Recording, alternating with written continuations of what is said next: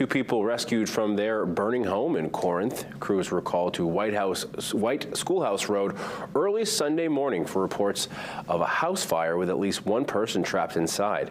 When they arrived, firefighters found two people on the front porch of the home. They were both taken to a hospital with unknown injuries. Emergency crews spent more than 3 hours in the frigid cold battling the flames. Corinth Fire posting on their Facebook that because both residents of the home had to be taken by ambulance, very few firefighters were left to actually battle the deep-seated fire in the attic space. It's believed that fire started in the ceiling area around a wood stove chimney. In addition to the two residents, 3 dogs, 2 cats, 3 small birds, and some goldfish were all rescued from that burning home.